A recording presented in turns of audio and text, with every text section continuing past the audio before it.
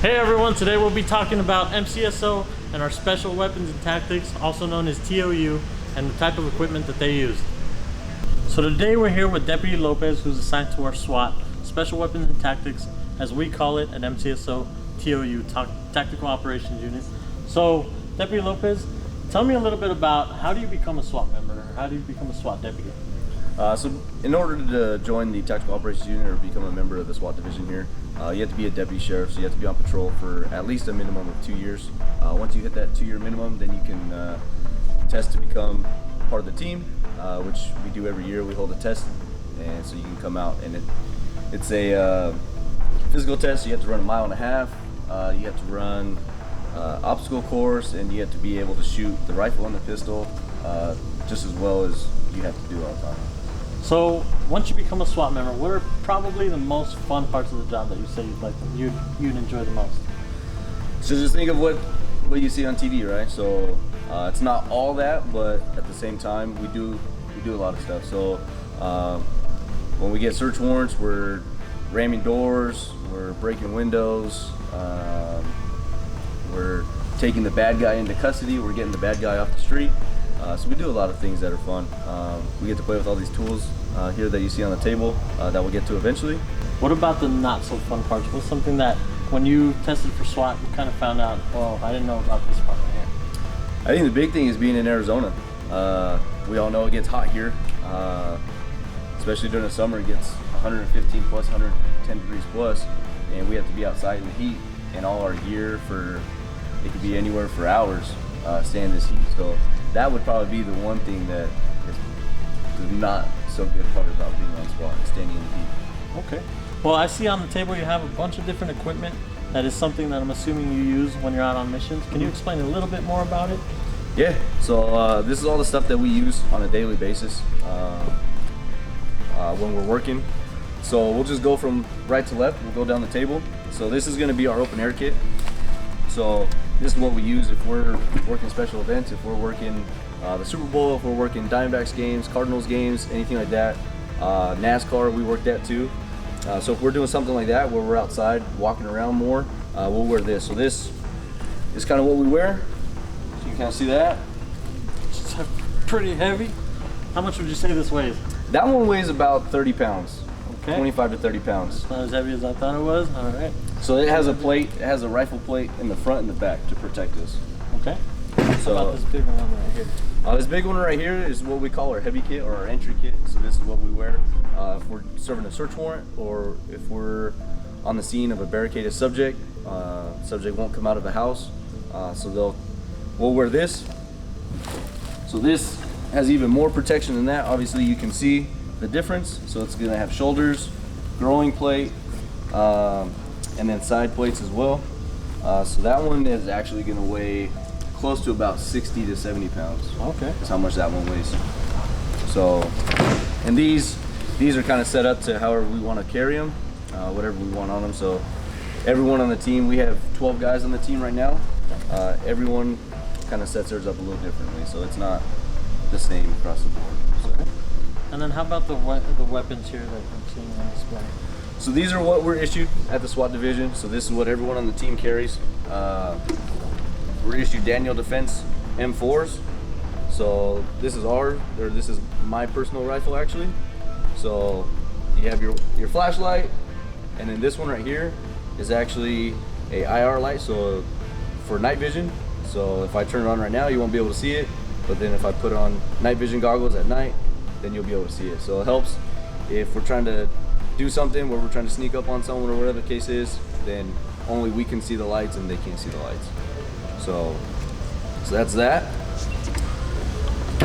So what's the difference between this blue gun right here and then that black regular looking pistol? So this blue one is actually a training gun. So this is what we use when we're training. When we do team training every week, this is what we use. So we can use the same exact gun as what we carry. This is a Glock 17C. This is the same setup,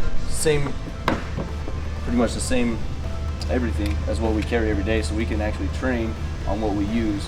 And these fire a soap projectile, so we can actually shoot each other with them and be able to be more proficient in what we're doing. Which, to let everybody know, that the soap projectile sounds like it's soft, but it really, really hurts, right? Yeah. It leaves big, huge welts with bruises everywhere, sometimes bleed.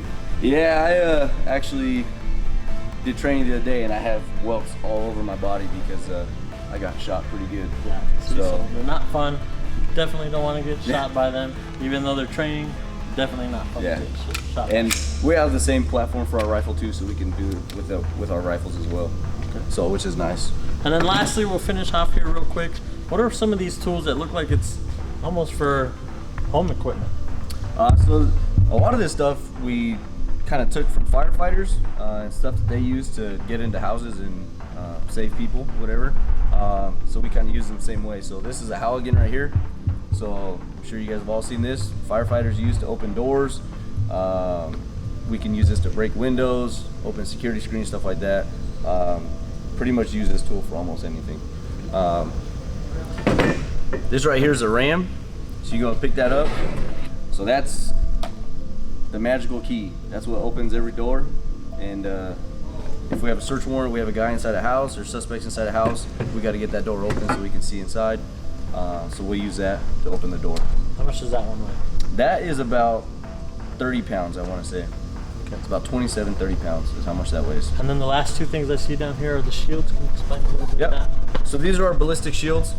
We carry these obviously for protection in case we have a fear that bad guy may or may not shoot at us, or we're moving up to a certain location that we want a little more protection. We'll carry these with us.